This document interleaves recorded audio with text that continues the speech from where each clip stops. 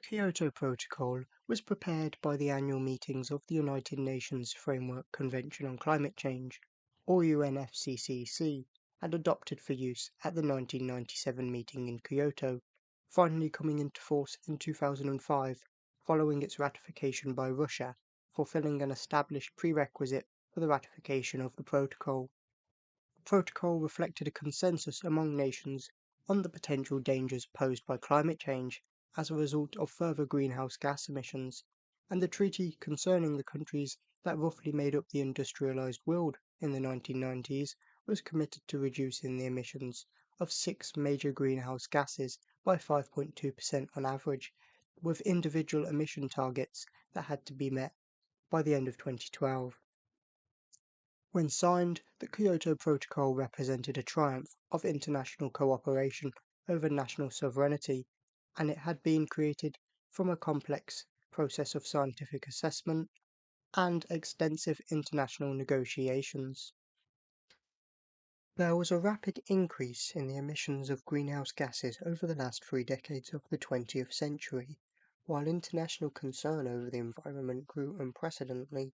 at economic, political, social, and scientific levels, leading developed nations to state their commitment to the reduction of those emissions through the signing of the Kyoto Protocol.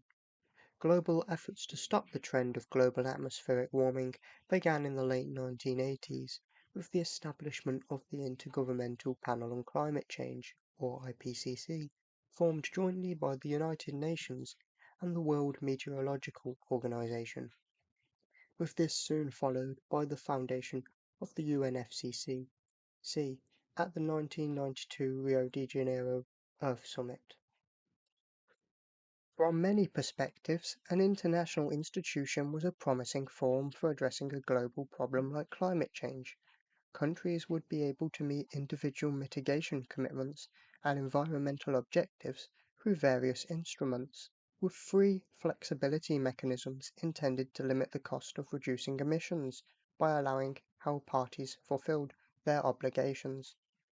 Provided with individual targets and the free flexibility mechanisms, the Clean Development Mechanism, joint implementation, and emissions trading, countries would be left to themselves to decide on how to go about meeting those individual emission reduction targets. And while there were consequences for some aspects of non-compliance, and in the case of certain signatories, a failure to meet those targets, there was nothing to prevent nations from withdrawing from the agreement to avoid any consequences. The Kyoto Protocol represented a major breakthrough of global mitigation efforts led by the IPCC and the UNFCCC. When signed, it was received with far from universal praise, but the Kyoto Protocol was a complex and path-breaking agreement in many ways. International negotiations had agreed upon what was a unique and unprecedented international agreement on an issue which had only recently entered the wider political consciousness. It was seen by some as a pioneer among the multilateral environmental agreements and was for the time at the cutting edge of international law. It represented a triumph of global environmental governance, which as an aspect of global governance was still very much in its infancy. The legacy and impacts of the Kyoto Protocol continue to receive significant scholarly attention. Since the adoption of the Kyoto Protocol, it has prompted a contentious and mixed response. When the Kyoto Protocol was signed in 1997, climate activists and many others argued that the protocol was a reasonable first step that provided a framework for revisiting the issue of global warming and emissions. But the response by a majority of the scientific community could be characterized as resigned rather than celebratory. However, many saw the Kyoto Protocol, together with the convention on which it rests, as forming the basis upon which future global efforts to tackle climate change could be built. And arguably, the Kyoto Protocol has ultimately contributed at least that much,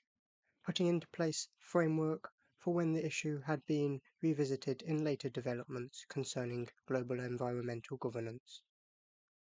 Looking closely, almost every aspect of the Kyoto Protocol has faced a wide range of criticism, with aspects including the ambition of the agreements, to the flexibility mechanisms, the measures it incentivized, and the enforcement mechanisms, or lack thereof, being just some of the aspects criticized. While failures, perceived or real, often dominate conversation on the Kyoto Protocol, it was not without its successes. It is commonly maintained that ratifying the Kyoto Protocol was arguably crucial to paving the way for future international treaties concerned with climate management, even though it failed in its goals of substantial emission reduction, or within a global context, any emission reduction. Despite all of the criticism it has faced, and while not all of its signatories met their obligations, there is an increasing body of empirical literature on the effectiveness of the Kyoto Protocol, with consistent findings stating that countries with binding emission targets under the Kyoto Protocol have lower CO2 emissions than they would have had in the absence of these targets, estimating a statistically significant average CO2 reduction of 7 to 10%.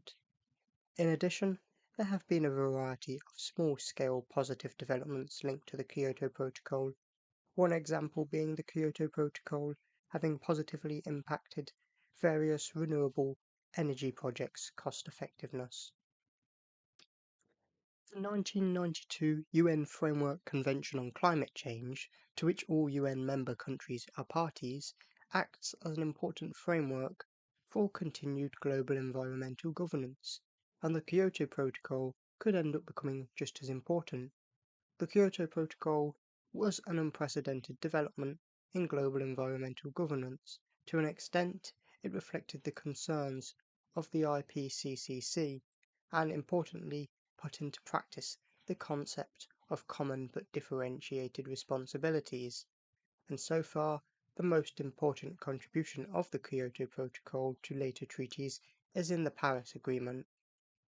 Seen as the successor to the Kyoto Protocol, and resting on fairly similar principles, the 2015 Paris Agreement represents a historic new platform for international cooperation on climate change and emissions, and it is the first UN climate agreement obliging all member states to make concrete contributions to addressing climate change. It is seen as learning from the positive and negative aspects of the Kyoto Protocol, and as a result of further consensus reached by the UNFCCC,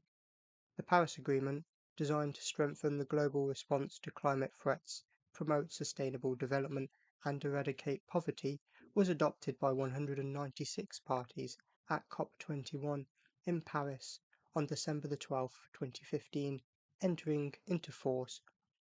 on November 4, 2016. The extent of Kyoto's success or failure will differ greatly depending on who is asked, but it remains incredibly relevant to the current state of global environmental governance.